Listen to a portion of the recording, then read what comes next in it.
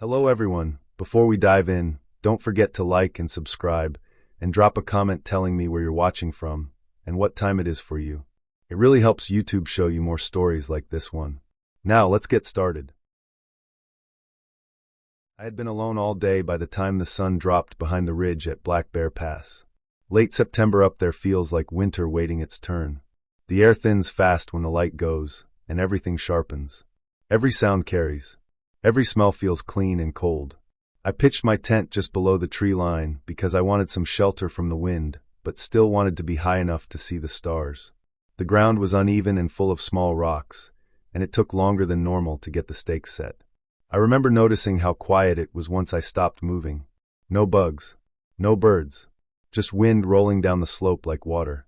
I cooked a simple meal and packed everything away carefully. I knew better than to leave food out, even that high. Bears move through there, and so do mountain goats and other animals that will tear into anything salty. I checked the area with my headlamp, slow circles, looking for eyeshine. Nothing. The trees were spaced out and bent from years of wind. Above me, the slope turned into loose scree that climbed toward the pass. Below me, the trail twisted down into darkness. By 11:47 p.m., I was inside my sleeping bag, wearing a hat and gloves, listening to the tent fabric snap and relax with each gust.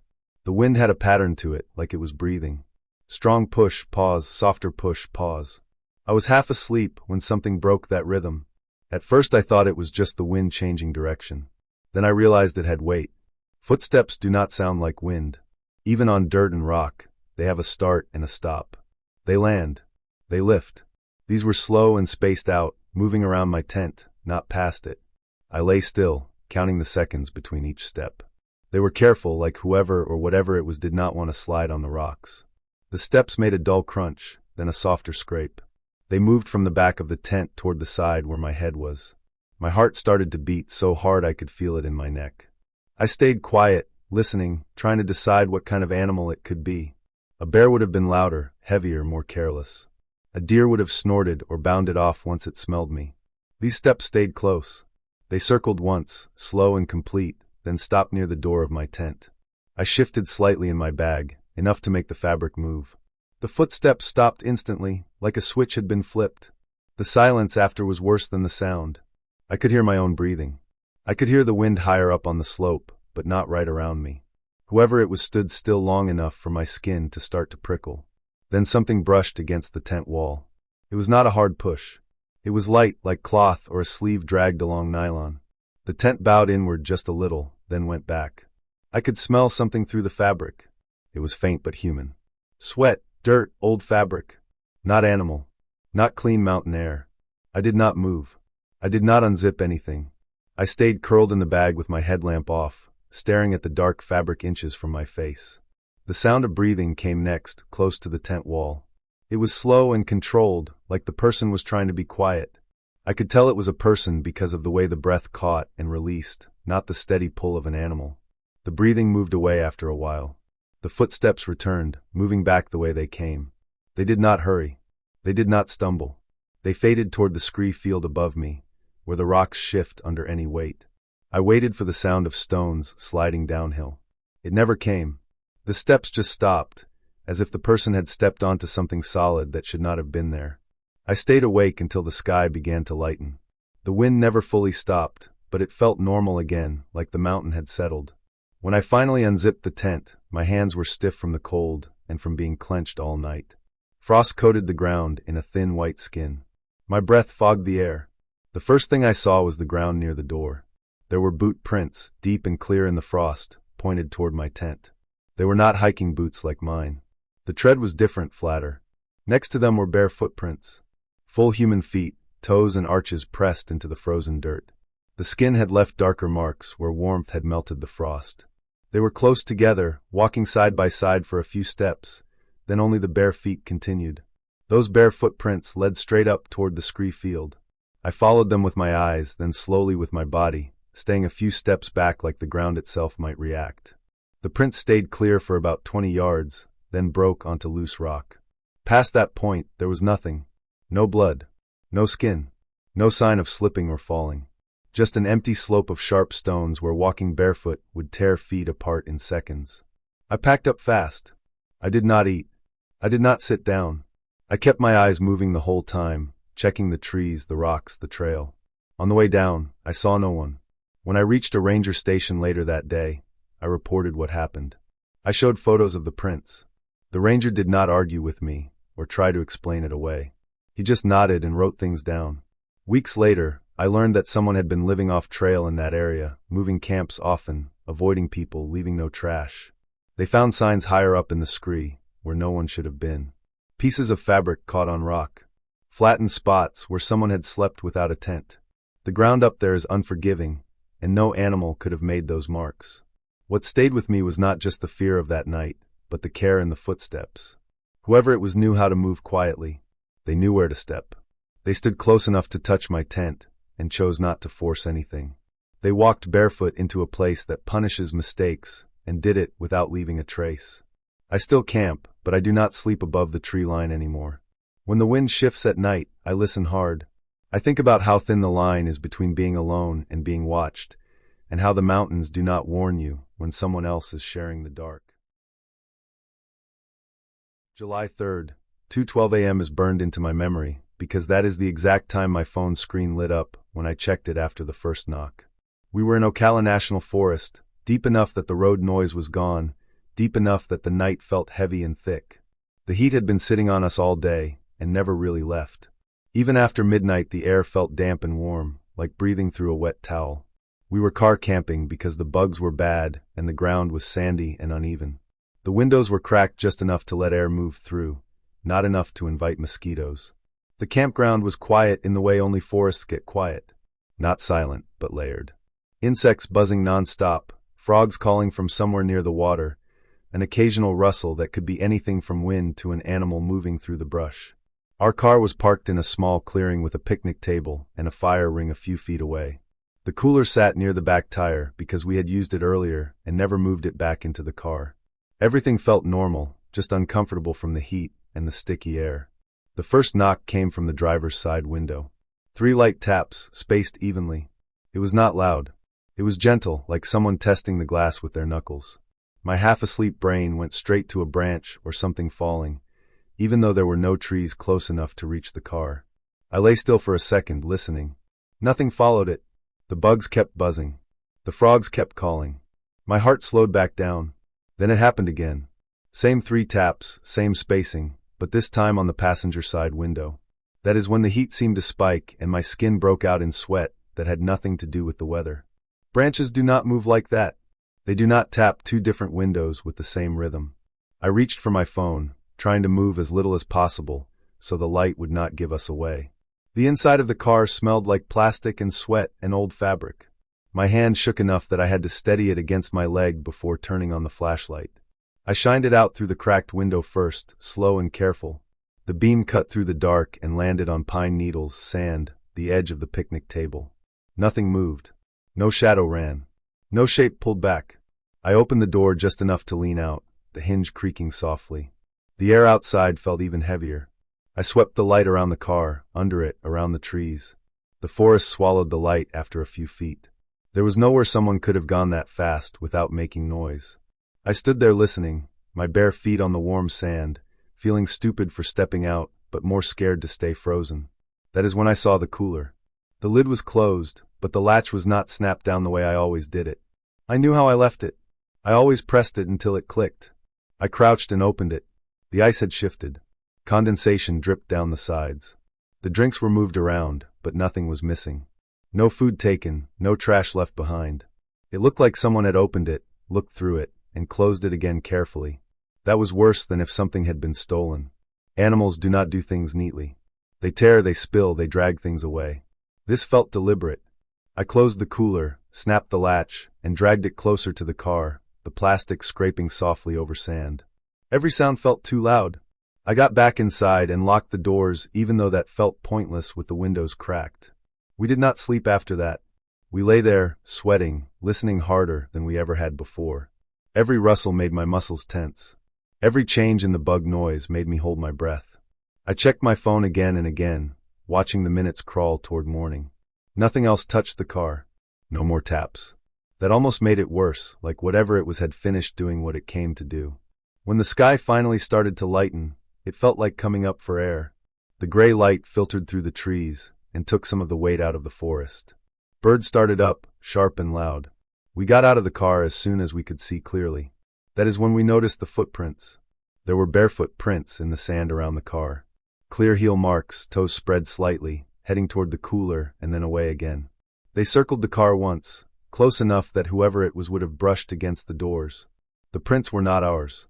We had been wearing sandals all evening and never took them off. These prints were clean, unhurried, and they did not wander. They moved with purpose. Later that morning, when the ranger came through the campground doing rounds, he looked at us and then at the ground.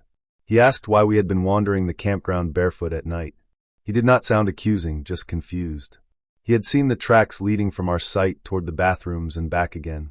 He had assumed they were ours because they started and ended at our car. We told him we never left the car. We showed him our sandals, still dusty and exactly where we left them. He looked back at the footprints and then around the campground. His face tightened in a way that made my stomach drop. He walked the path of the prints slowly, following them until they faded into harder ground where the sand gave way to packed dirt. He checked a small trail camera mounted on a post near the bathrooms. The camera faced the path and took still images every time something moved past. He scrolled through the photos while we stood a few steps back, the sun now fully up and the heat already building again. When he turned the screen toward us, it showed a man walking barefoot down the path at around 2 a.m. He was wearing shorts and a dark shirt. He was not looking at the camera. His head was down, his arms hanging loose at his sides. His posture was slack, like someone not fully awake. The timestamps lined up exactly with the knocks. The ranger explained, without drama, that this was not the first time it had happened. There was a camper a few sites down who had a history of sleepwalking. Sometimes he wandered into other camps, opened coolers, touched cars, and kept moving. He never took anything. He never seemed to realize where he was. They had warned him to lock himself in his vehicle at night, but heat made people do careless things. The man had gone back to his own site before dawn and woken up there, unaware of what he had done. The ranger said they would be moving him to a different area and making sure it did not happen again. He apologized for the scare and told us to keep our windows up the rest of the night if we stayed. Knowing what it was did not erase how it felt. The taps were still real. The cooler was still opened by someone else's hands. The idea of a stranger standing inches from us while we lay there pretending to sleep made my skin crawl in a way that no animal ever could. It was not something unreal or impossible. It was just a human body moving through the dark without awareness, crossing invisible lines without meaning to. We packed up earlier than planned. As we drove out of the campground, I looked back at the trees and the empty sites and thought about how thin the barrier is between safety and exposure. No monsters, no ghosts, no stories to explain it away. Just heat, exhaustion, and a forest full of people you cannot see at night. That made it clearer and worse than anything supernatural ever could. The Mojave Desert at night is not empty. People say it is quiet, but that is wrong. It is full of small sounds that never stop. The sand shifts when it cools. Rocks click as they shrink. Insects move in short bursts, then go still. Far away, something howls and then nothing answers it. I had been camping alone for 2 nights, far from any road, far from any light. I wanted the silence. I wanted to see what it felt like to be truly alone. By 1:05 a.m., the cold had settled in. The desert drops its heat fast once the sun is gone. I was inside my small tent, zipped up tight, wrapped in a sleeping bag that smelled like dust and old nylon. My headlamp was off. The moon was thin and gave almost no light. I could see the outline of the tent walls and nothing else. My vater botte was by my hand. My boots were lined up neatly near the door. I remember noticing how still everything felt, like the land itself was holding its breath. That was when I heard it, breathing. It was slow and steady, not rushed, not panicked. In through the nose, out through the mouth. I knew right away it was not the wind. Wind moves unevenly. It rises and falls, shifts direction, makes different sounds as it hits different things. This was close. This had rhythm. It sounded like lungs filling and emptying. I stopped moving completely. Even my fingers went stiff. I counted my breaths in my head and tried to make them quieter. The breathing outside did not change. It stayed right where it was, inches from my face, separated from me by nothing but thin nylon fabric. I could see the tent wall pull inward slightly with each breath, like the air pressure was changing. The smell came next. Sweat and dust. A human smell. My heart started pounding so hard I was afraid it would give me away. I did not reach for anything. I did not sit up. I stayed flat on my back, eyes open, staring at the dark shape of the tent ceiling. Time stretched out. Seconds felt thick and heavy. I counted them, over and over, trying to anchor myself to something real. 10 seconds. 20. 30. The breathing never stopped. I thought about animals. Coyotes do not breathe like that. They pant, fast and light. Mountain lions move silently, but they do not stand and breathe inches from a tent. They stalk and then act. This thing was just standing there, waiting, listening. I could hear fabric shift slightly, like weight moving from one foot to another. The sand outside made a faint crunch, then went still again. Whoever it was knew where my face was. They were close enough that if the tent was not there, we would have been nose to nose. I felt exposed in a way I never had before. The tent that had felt like shelter now felt like a thin joke. I was aware of every sound my body made. The small click in my throat when I swallowed. The soft rub of skin against the sleeping bag when my chest rose. I tried to slow my breathing to match theirs, hoping maybe they would think I was asleep. Minutes passed. Or maybe it was only seconds. It is hard to tell when fear bends time. The breathing stopped. That was worse. The silence that followed felt sharp. I waited for footsteps moving away. None came. I waited for a zipper sound, a voice, anything. Nothing. My ears rang with how quiet it was. I thought about staying inside the tent until morning. But the idea of lying there, not knowing if they were still there, was unbearable. I reached slowly for my headlamp and turned it on inside the tent, keeping it pointed down. The thin walls glowed faintly. I could see my shadow shaking. I listened. Still nothing. With one hand, I reached for the zipper. The sound it made felt impossibly loud. I paused after a few inches, listening. No reaction. I pulled it the rest of the way open and pushed the door aside. Cold air rushed in. Empty air. I swung my light outside and swept it across the ground. The beam caught my boots, my backpack, the small cooking area I had set up earlier. No one stood there. No one moved between the rocks. The desert looked exactly the same as it had before. I stepped out slowly, my bare feet sinking into the cool sand. That was when I saw the footprints. Earlier that evening, I had taken a short walk away from camp to watch the stars. I remembered the path I took. My boot prints were clear in the sand, leading away from the tent and back again. Next to them, perfectly matched step for step, was another set. Same size as mine. Same stride length. They followed me out. They followed me back. They stopped right at the door of my tent. I crouched down and ran my fingers near them without touching. The edges were sharp. Fresh. Whoever made them had been careful. No dragging. No extra steps. Just clean prints, placed with intent. There were no prints leading away. Only the ones that came in. My stomach dropped. This was not someone passing by. This was someone watching. Someone who knew I was alone. Someone who waited until I was zipped inside, until the lights were off, until the desert was quiet enough for breathing to be heard. I scanned the darkness beyond the reach of my light. The beam cut through maybe 30 feet of sand and rock before it disappeared into black. Anywhere past that, someone could stand and watch without being seen. I realized how far I was from help. No cell signal. No other camps nearby. Just miles of open land and whatever was out there with me. I did not go back into the tent. I packed with shaking hands, not caring about noise anymore. Sleeping bag stuffed, tent poles snapped apart, everything thrown into my pack without order. I kept turning in slow circles, light moving constantly, refusing to let any direction stay dark for more than a second. The whole time I felt watched. Not chased. Just observed. When I finished, I started walking toward my car. The desert road was a long way off, but it was the only direction that made sense. I did not follow my old trail. I walked wide, over rocks, over hard ground where footprints would not show. My feet hurt, but I did not slow down. I kept my light on and my eyes up. I never heard footsteps behind me. That did not comfort me. After what felt like hours, I reached the road. The shape of my car appeared out of the dark like something solid in a dream. I unlocked it, threw my pack inside, and got in. I locked the doors and sat there, breathing hard, hands locked around the steering wheel. I did not sleep. I watched the mirrors until the sky started to lighten. In the morning, with sunlight on the sand, I drove back past my campsite. The footprints were still there. Mine and the other ones. In the daylight, they looked even more deliberate. I took pictures. I left. Weeks later, I read about people who live off the grid in the desert. Not hikers. Not campers. People who watch roads and camps, who avoid being seen, who know how to move without leaving extra signs. People who wait. I still think about that breathing sometimes when everything is quiet. I know now that the desert was not empty that night. It was never empty. Someone had been close enough to smell, close enough to touch, and they chose to stand there in the dark and breathe, knowing I was awake on the other side of the fabric, knowing I would remember it.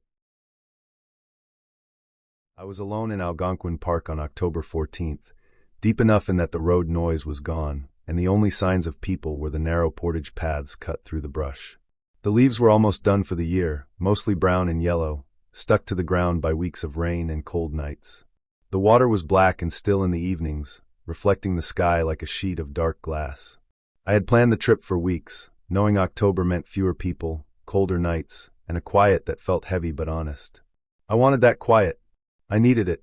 I paddled into the lake late in the afternoon, my arms already sore from a long day of travel. The campsite was small, just a wooden dock barely wider than the canoe, a fire ring full of old ash, and a clearing pressed in by spruce and pine. Everything smelled like wet leaves and cold soil. I pulled the canoe up, tied it off, and unloaded slowly, taking my time because there was no rush and no one waiting for me. The sky faded early, the sun dropping behind the trees and taking the warmth with it. By the time I finished setting up my tent, the air had that sharp edge that bites your nose when you breathe too deep. I cooked a simple meal and sat by the fire as long as I could stand it. The flames barely gave off heat, and the wind coming across the lake found every gap in my jacket. The sounds around me were small but constant. Water lapping against the dock, branches creaking under their own weight, something moving far back in the trees, slow and heavy, likely a moose or deer. Nothing felt wrong. It felt exactly like Algonquin always does when you're alone long enough for your senses to settle. I went into my tent early. The darkness came fast, thick and complete, the kind where your headlamp feels like a weak bubble of light barely pushing back the night. I lay there listening to the lake, the small sounds blending together until they became a single low presence. At some point, I realized I was no longer hearing just the water. There was another sound, steady and soft, coming from out on the lake. A paddle dipping into the water. Not splashing. Not rushed. Slow strokes, evenly spaced, perfectly timed. Whoever it was knew how to move quietly. The sound carried clearly in the cold air, each stroke followed by the faint drip as the blade lifted. It was close enough that I could tell it was a single paddle, not two people. It was after dark, well after. That alone made my stomach tighten. I sat up, listening harder, trying to place the distance. The canoe was moving toward my end of the lake, toward my dock. I told myself it was another camper who misjudged the light, someone tired and focused on getting off the water. That made sense. People make mistakes. I leaned out of the tent and made my presence known, expecting the sound to pause, expecting movement toward the dock. The paddling stopped instantly. Not slowed.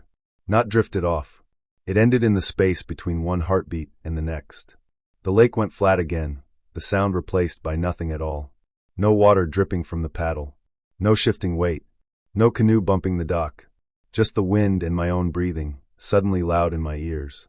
I waited. I stayed still long enough that my legs went numb and the cold crept up my spine. Nothing happened. Eventually I told myself the person must have turned away, maybe realizing they were at the wrong site. I told myself the sound carried oddly at night, and I misjudged how close they were. I told myself a lot of things, and finally I lay back down, though sleep came in thin pieces, broken by every creak and splash. Morning came gray and low, the sky covered in a thick layer of cloud that pressed everything down. Frost coated the dock and the edges of the canoe, and my breath came out white as soon as I unzipped the tent. The lake was calm, almost oily, with a light mist hovering just above the surface. I stepped onto the dock and froze. There was another canoe tied there. It sat crooked against the dock, half submerged, the bow pulled down by the weight of water inside. The rope was tied poorly, a rushed knot, the kind you make when your hands are cold and shaking. The canoe itself was old, aluminum, scraped and dented, with no markings, no name. I reached out and touched it. The metal was painfully cold, colder than the air, and when I pushed against it, water sloshed inside. It had been in the lake for hours. There was no paddle inside. No life jacket. No pack. Nothing. Just water and leaves and a thin layer of ice forming along the edges. I scanned the shoreline, my eyes moving fast now. No tracks on the dock other than my own. No movement in the trees. The silence felt different than the night before, heavier, like it was holding something back. I checked the water near the dock, half expecting to see something floating just below the surface, but the lake was dark and unreadable. I packed up quickly after that, my movements sharp and clumsy. I didn't eat. I didn't linger. I untied the canoe from my dock and pushed it gently away, watching it drift a few feet before catching it again and tying it off properly. Leaving it loose felt wrong, like abandoning evidence. I loaded my own canoe and paddled out, keeping to the shoreline, scanning the water and the banks as I went. At the ranger station later that day, I reported what I found. I described the sound at night, the canoe in the morning, the lack of gear. The ranger listened, serious, taking notes. He checked the records and explained that no permits had been issued for that lake in 3 weeks. October was quiet, and that stretch of park saw almost no traffic once the temperatures dropped. Search crews went out. I stayed nearby longer than I planned, unable to shake the feeling that leaving would somehow make it worse. They found the paddle 2 days later, wedged under a fallen log along the shore, snapped clean across the blade. A week after that, they recovered a body farther down the lake, caught in shallow water near a marshy inlet. The man had been alone. No permit. No emergency gear. He had likely launched late, underestimated the cold, and taken on water after hitting something in the dark. Hypothermia would have set in fast. The report was clear and clinical. When I finally drove away from the park, the explanation made sense in a way that felt worse than not knowing. The slow, steady paddling I heard had been someone fighting to stay upright, focusing on each stroke because anything less would mean tipping over. The sudden stop wasn't a choice. It was the moment his strength ran out, the moment the canoe rolled and filled, the moment the lake took him quietly. Even now, what stays with me isn't fear of the unknown. It's the reality of how close it was. The lake didn't change. The night didn't change. I slept while someone else ran out of time a short distance away. When I think about Algonquin now, I don't think about ghosts or stories people tell around a fire. I think about cold water, poor knots, and how sound carries perfectly across a still lake when someone is alone and trying not to die. Pisgah National Forest felt empty in a way that only late fall can manage. November 6th meant the leaves were mostly down, wet and dark against the ground, packed into the dirt by weeks of rain and cold nights. The trees stood bare and tall, their branches clicking together when the wind pushed through. Everything smelled like rot and iron and damp bark. I had planned the trip because I wanted quiet, the kind of quiet that presses in on your ears until you notice your own breathing. I parked at a small pull-off that looked barely used. The sign was faded and tilted, and the trailhead was just a break in the trees. No cars. No fresh footprints in the mud. I shouldered my pack and started walking before the sun dropped behind the ridges. The trail climbed slowly, then flattened out along a creek that moved fast over rocks, loud enough to cover smaller sounds. I followed it for a while, then cut off on a narrow side path that looked like it hadn't been walked in days. I chose my camp spot the way I always did. Not right on the trail, not too far from water, and with enough open space to see around me. The ground was uneven, roots pushing up through the soil like knuckles. I cleared away leaves and sticks, set up my tent, and made sure everything was tight. The air was already cold enough that my fingers felt stiff. I could see my breath. While I cooked, I kept humming without thinking about it. Just a simple tune, low under my breath, something I'd heard years ago and never forgot. The stove hissed and popped. The creek was steady. Every now and then, a bird moved in the brush, or something heavier stepped on leaves farther off. That was normal. This was bear country, and deer moved through here all the time. Nothing felt wrong then. I ate quickly and cleaned everything carefully. I sealed my food and tied it into a bag, then walked it out away from camp. I found a branch high enough and thick enough, tossed the rope over, and hauled the bag up until it hung clear of the trunk. I tied it off using the knot I always used. I'd practiced it enough that my hands did it without thinking. I checked it twice with my headlamp. Solid. Secure. By the time I crawled into my tent, the forest had gone still in that late-night way. The creek seemed quieter, or maybe my ears were adjusting. I zipped the tent closed and lay on my back, staring at the dark fabric above me. The cold came up from the ground, even through the pad. I pulled my hat down and went to sleep early, tired from the hike and the chill. I I don't know how much time passed before I woke up. It felt like I surfaced slowly, half in a dream. At first, I thought the sound was part of it, a low humming, uneven, without words. It drifted in and out, like someone wasn't sure of the tune. My eyes opened, and I held my breath. The sound didn't stop. It wasn't loud. That was what made it worse. It was close enough that I could hear the breaks in it, the way the person paused to breathe. It moved around my camp, circling slowly. Leaves crunched under careful steps. The humming stayed low, almost thoughtful, like someone killing time. I stayed still, listening. My heart beat hard enough that I was sure it could be heard. The sound stopped near the back of my tent, right behind my head. The fabric there was thin, stretched tight over the frame. I could feel the cold from that direction more sharply. The humming picked up again, closer now, and that was when I noticed the tune. It was the same tune I'd been humming earlier while cooking. The same uneven rhythm, the same small rise at the end. I hadn't sung it out loud. I hadn't played music. It had just been a quiet habit, something I did without thinking. Hearing it again, coming from just outside my tent, made my stomach tighten in a way I can still feel when I think about it. I told myself it was the wind, that it was air moving through branches, shaping sound where there was none. I told myself that forests do strange things at night. But the humming shifted, adjusted, like someone correcting themselves. It wasn't steady like wind. It had intent. I lay there for hours. I didn't move. I didn't reach for my light or my knife. I didn't even roll over. I listened to the sound drift away and come back. At some point, it stopped entirely. The forest didn't return to normal. It felt like everything was waiting. The sky eventually lightened. Gray seeped through the tent walls. My body ached from staying still, my jaw sore from clenching it. When I finally sat up, my hands shook. I unzipped the tent slowly and looked out. Nothing looked disturbed. No torn fabric. No broken branches. The ground around camp was a mess of leaves, and it was hard to tell what had been there before. I stepped out and scanned the trees, the spaces between them, the places someone could stand and not be seen. The forest looked ordinary again, empty and cold. I walked to where I'd hung my food. The bag was still there, swinging slightly. Untouched. No bite marks. No rips. That almost made me feel relief, until I looked closer at the rope. The knot was wrong. It wasn't the one I used. It was more complex, tighter, finished cleanly. Someone had untied it and retied it higher up, changing the length so the bag hung farther from the trunk. I stared at it for a long time. I tried to tell myself I was mistaken, that in the dark I'd done it differently. But I knew my knots. I'd used them for years. This wasn't one of mine. As I packed up, I noticed other things.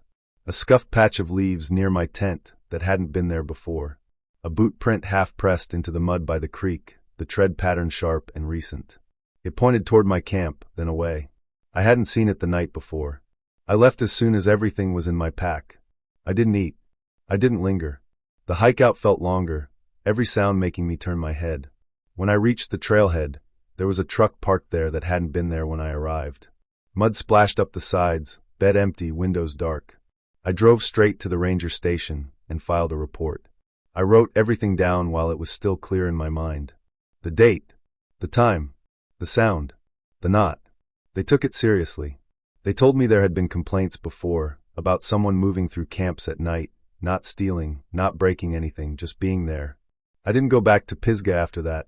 What stays with me isn't the fear I felt in the tent, or the sound itself. It's the care behind it.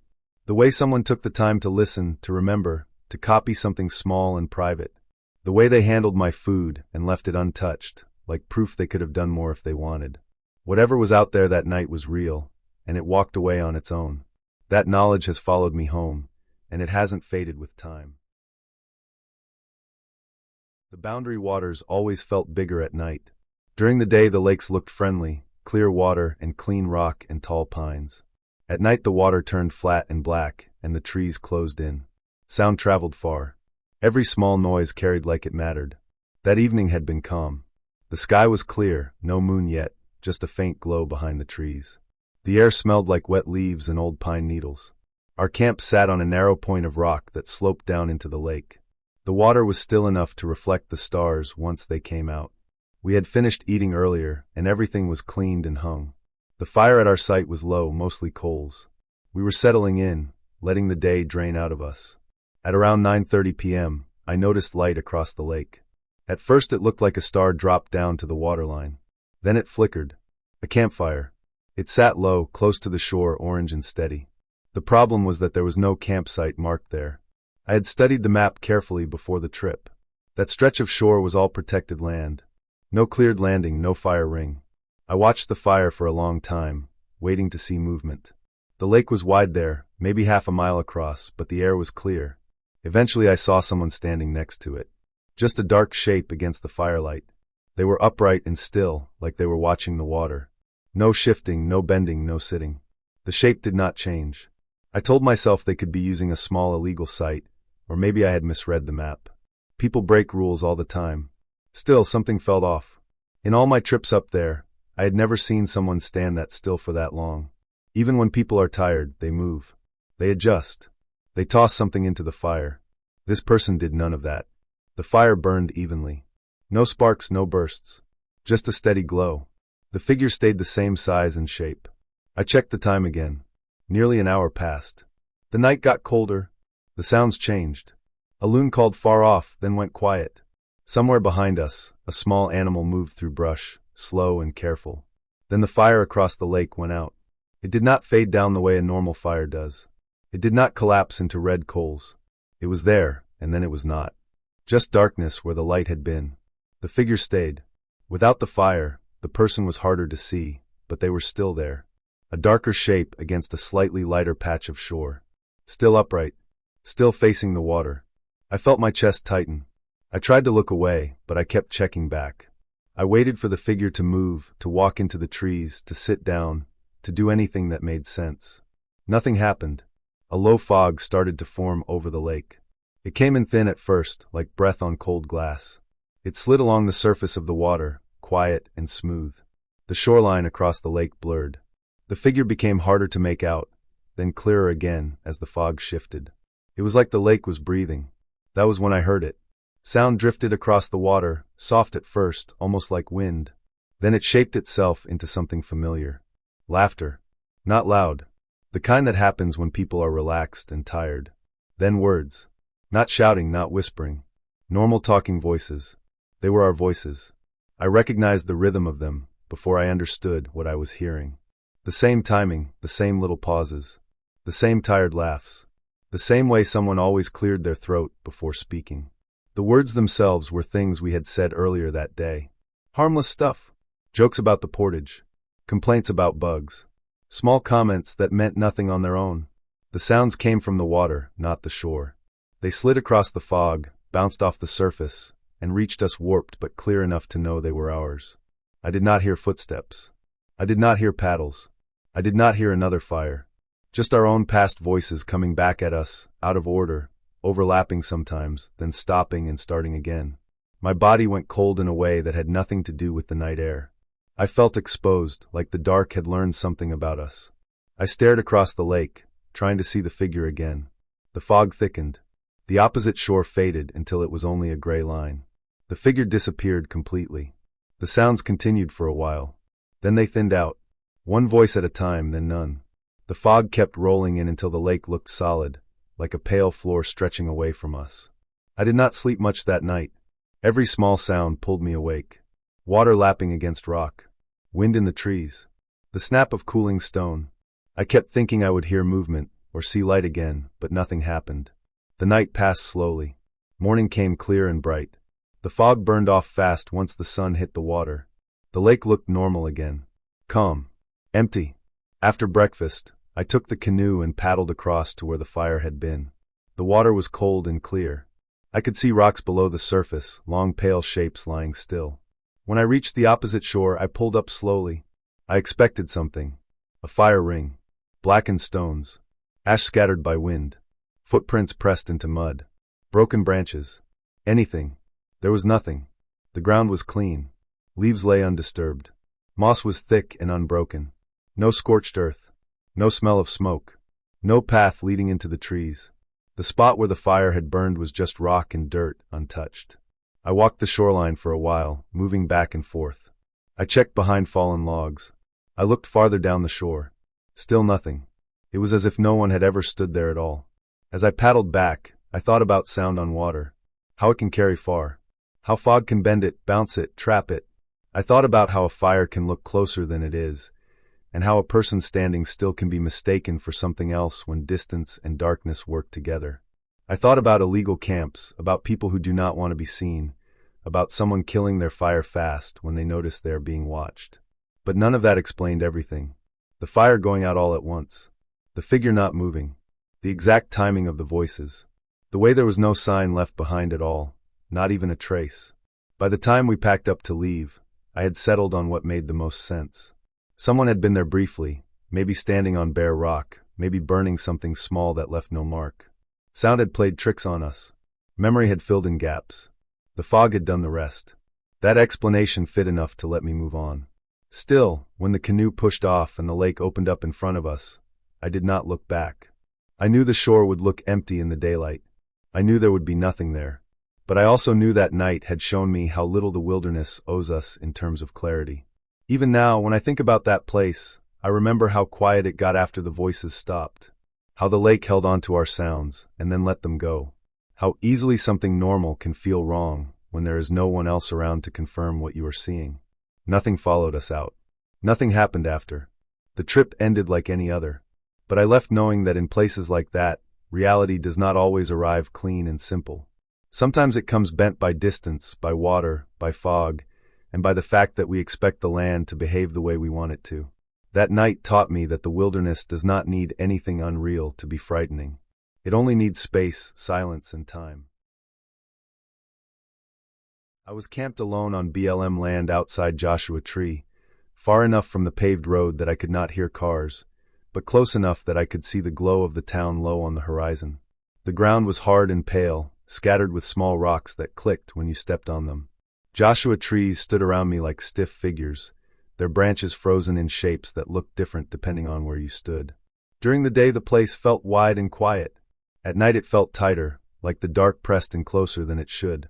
I set my tent in a shallow dip between two clusters of rocks to block some of the wind. The air cooled fast after sunset. By the time I crawled into my sleeping bag, my breath already showed faint white in my headlamp beam. I checked my gear carefully, the way I always did when camping alone. Water bottles lined up. Boots just inside the tent door. Pack zipped shut and pushed against the tent wall. Headlamp turned off and hung from a loop near my head.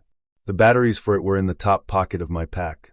I remember that clearly because I had thought about the cold draining them and decided to keep them packed until morning. The desert went quiet in layers. First the wind died down. Then the small sounds faded, the rustle of something moving through brush, the scrape of insects.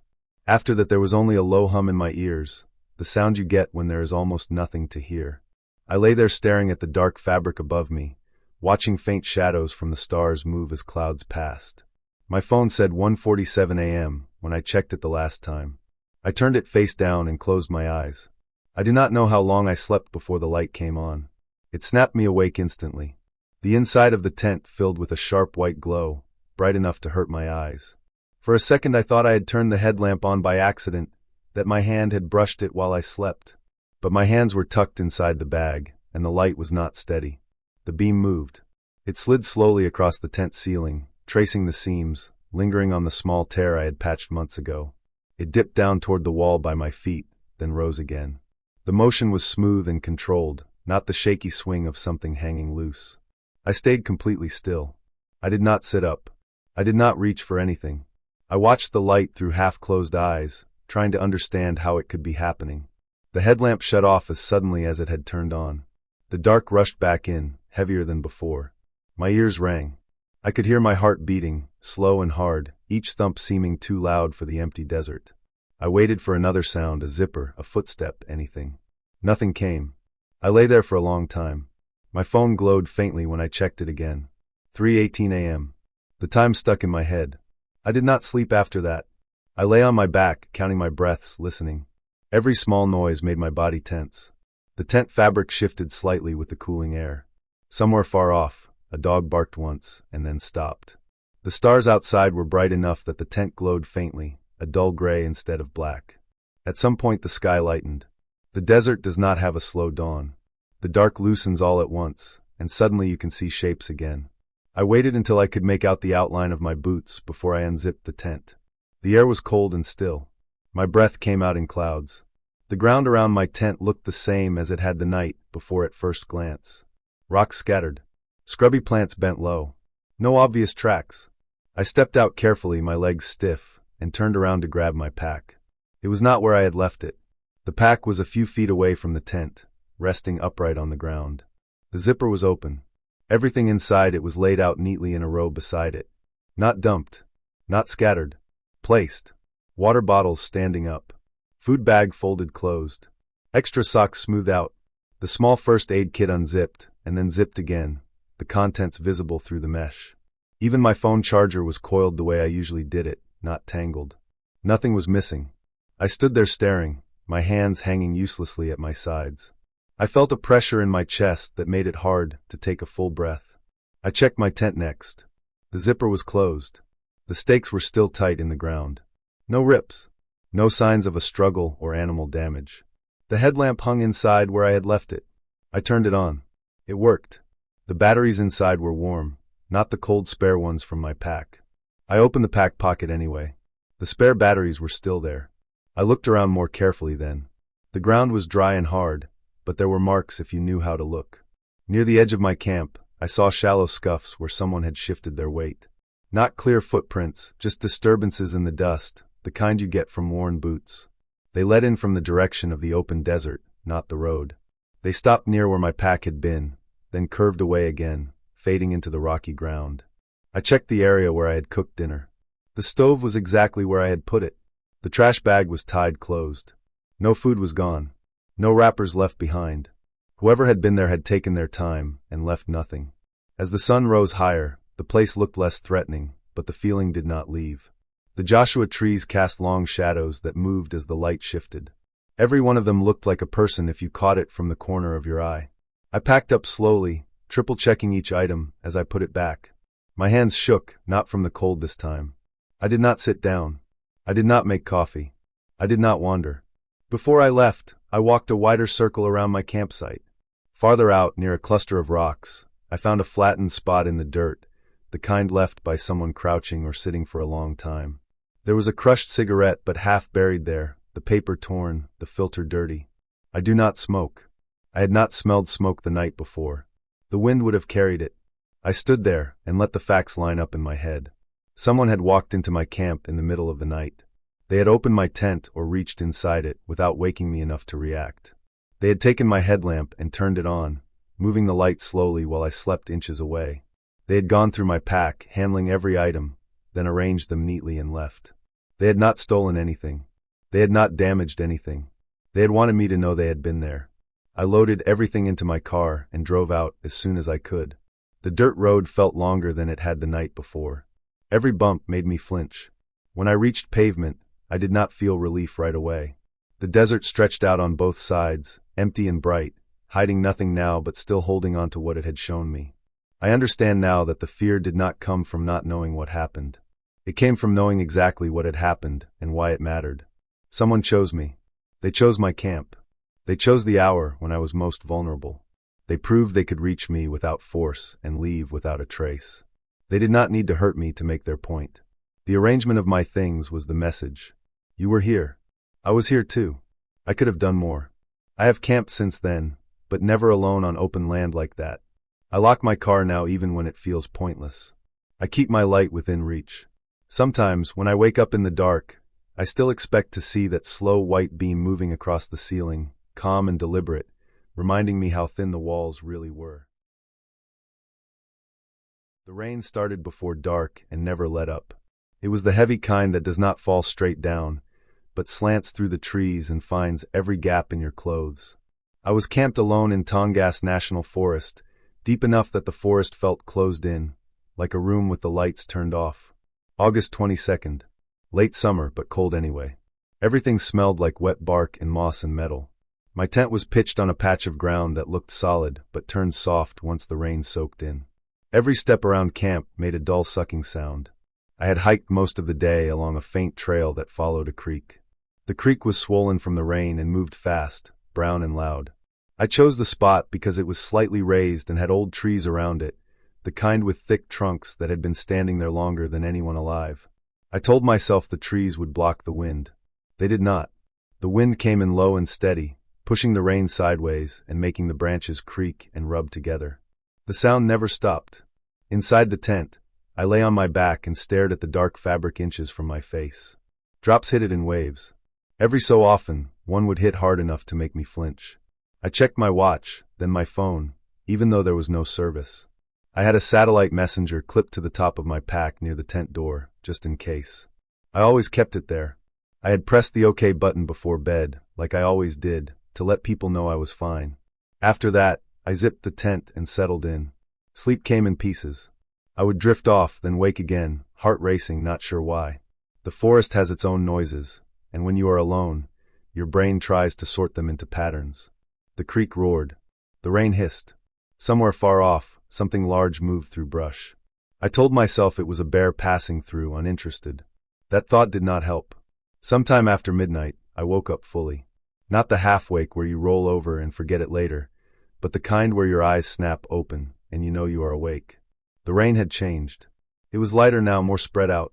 The forest felt quieter, like it was holding its breath. That was when I heard it.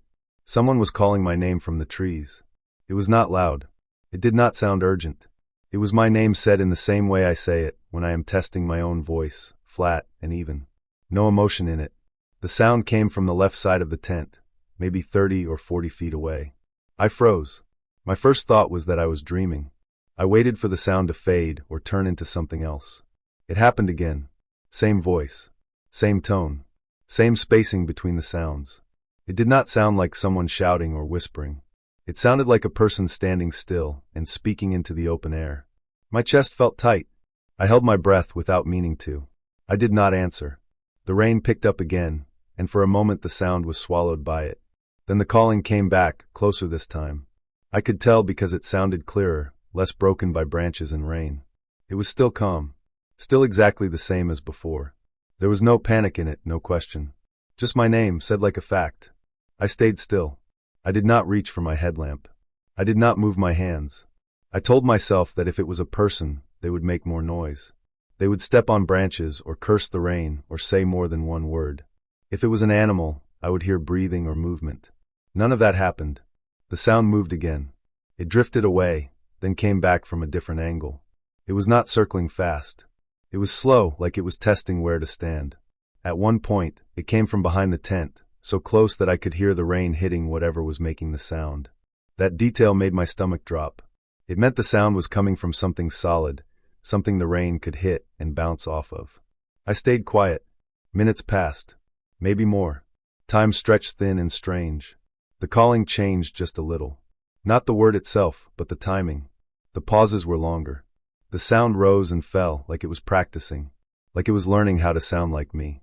I thought about all the things I had read and heard. About how some animals can mimic human sounds. About how tired brains can fill in gaps and make patterns out of nothing. About how fear can make anything feel closer than it is. None of those thoughts stopped my hands from shaking. At some point, exhaustion pulled me under. I do not remember deciding to sleep. I just remember the sound fading into the rain, then nothing. Morning came gray and heavy. The rain had slowed to a steady drizzle. My body felt stiff and cold. When I unzipped the tent, the forest looked the same as it had the day before, but different in a way I could not explain. Like a room after something bad has happened in it. I stepped out and scanned the ground. The soft earth was marked with tracks. Some were mine from the night before. Others were not. There were deep impressions where something had stood near the tent, close enough that the rain splash had darkened the fabric. The prints were not clear enough to identify exactly, but they were not hooves or paws. They were uneven, like boots that had been worn down on one side. I checked my gear. Nothing was missing. Nothing was torn. The satellite messenger was still clipped where I left it. When I picked it up, the screen was on. It showed an outgoing OK signal sent at 2:41 a.m. I stared at that time for a long moment. I was asleep then. I knew I was. I had not woken up enough to move, let alone unzip the tent and press a button. The device was damp. Not soaked, but wet enough that water had worked its way into the seams. I thought about the rain. About pressure. About how sensitive the button was. I packed up slowly. Every sound made me look up. As I worked, I noticed something else. Along the edge of camp, a line of broken twigs led away into the trees. They were fresh breaks, pale against the dark bark. They moved off in a direction that did not match any trail. On the hike out, I kept thinking about the sound. About how exact it was. I remembered reading once that ravens can mimic human voices, especially in places where they hear people often. I also knew that the Tongass is big enough to hide anyone who wants to disappear for a while. Both explanations felt thin, but they were better than the alternatives.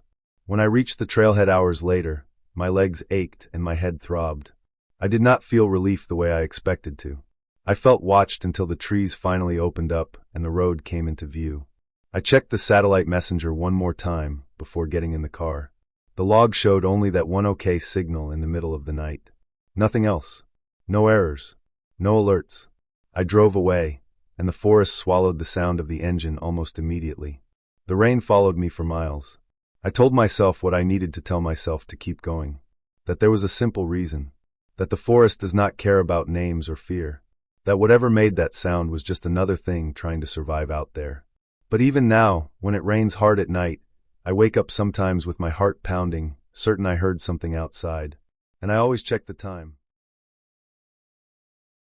I arrived at Shenandoah National Park late in the afternoon, later than I planned, with the sun already dropping behind the ridgeline.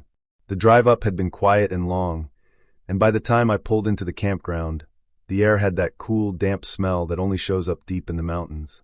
Pine needles covered the ground like a thick carpet, and everything felt muted, like sound did not travel very far.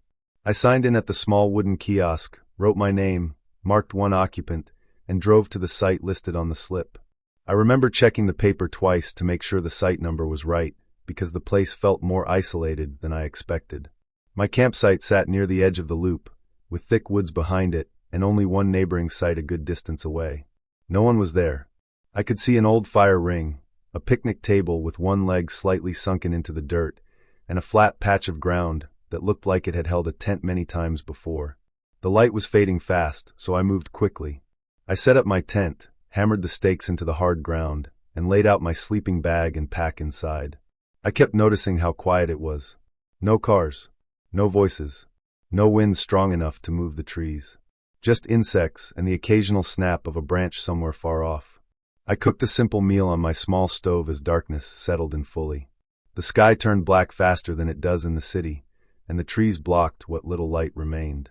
I ate sitting on the picnic table, scanning the woods without really meaning to, just letting my eyes drift. Every now and then I thought I saw movement, but it was always just leaves shifting or shadows changing as my head moved.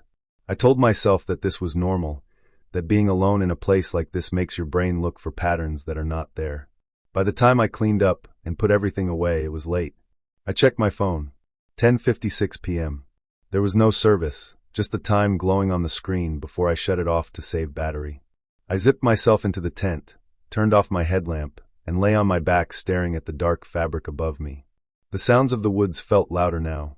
Crickets, something rustling low to the ground, and once something heavier moving farther away. I focused on my breathing and tried to relax.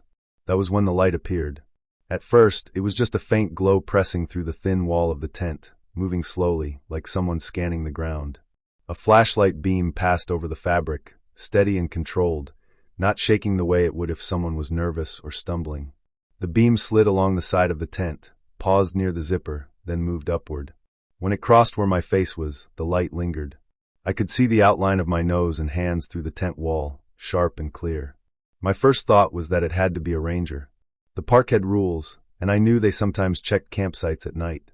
The light felt professional, not careless. But something felt off immediately. The beam did not move on. It stayed right there, centered where my head rested, like whoever held it knew exactly where I was lying. I stayed still. I did not move my arms or legs. I waited for footsteps, for the sound of boots on dirt or gravel, for the light to shift away. None of that happened. The beam clicked off suddenly, not fading, not drifting away, just gone. The darkness pressed back in instantly. I listened as hard as I could. My ears strained for any sign of movement. No footsteps leaving. No branches snapping.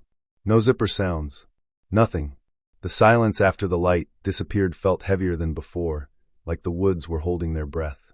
I lay there for a long time, not checking the time again, afraid that any movement would give away that I was awake. My heart beat so hard that I could feel it in my neck. Every small sound felt close. I kept expecting the light to come back, but it did not. Eventually, exhaustion won. I must have slept, though it was not deep or restful. Morning came slowly, gray light filtering through the trees. I woke stiff and sore, with that uneasy feeling that something had happened that I did not fully understand yet. I unzipped the tent and stepped out. The campsite looked normal at first. The picnic table, the fire ring, the quiet woods. But then I noticed the ground near the back of my tent. There were footprints in the dirt that were not mine. The soil there was soft, and the prints were clear. A single set, leading from the tree line toward my tent, stopping close to where my head had been, then turning back the same way. I packed up quickly. I did not cook breakfast. I just wanted to leave. On my way out, I stopped by the ranger station to turn in my campsite slip. I told the ranger on duty about the light the night before, about assuming it was a patrol. He checked his log and told me there had been no patrols assigned overnight in that section of the park. He asked me why my campsite log listed 2 occupants. I did not understand at first. He turned the paper around so I could see it. Next to my name, under occupants, the number 2 was written in pen. It was not my handwriting. The ink was darker than the rest, written over the original entry, like someone had added it later. The ranger explained that sometimes people wander into campsites without checking in, and sometimes they mark themselves down. He said it like it was a minor thing, but his face was tight, his eyes focused on the paper longer than needed. He told me to write a statement about what I saw and where I noticed the footprints. I did that, hands shaking slightly as I held the pen. I left the park shortly after. The drive down felt longer than the drive in. Every time I slowed for a curve, I checked my mirrors. When I finally reached the main road and saw other cars, my shoulders dropped for the first time since the night before. Later, when the adrenaline wore off, the details replayed in my mind in a way that made everything clearer and worse. The controlled way the flashlight moved. The pause at my face. The fact that whoever it was knew exactly where to stand. The added number on the log meant someone had been at my campsite officially, at least on paper. Not an animal. Not a mistake. A person who knew how the park worked well enough to sign in, or who knew that signing in would matter. I realized that the person did not want to scare me into running. They had already been there. They had already watched. The light was not a warning. It was a check. They turned it off because they got what they needed, confirmation that I was alone and asleep. Nothing else happened to me, and that is what makes it worse. There was no chase, no confrontation, no dramatic ending. Just proof that someone stood close enough to see my face in the dark, close enough to leave footprints by my head, close enough to be counted as another occupant of my campsite. I understand now that the worst part was not the fear I felt in the moment. It was the calm way it was done, and the fact that whoever it was walked away quietly, leaving me to figure it out later, knowing they could have stayed longer if they wanted to.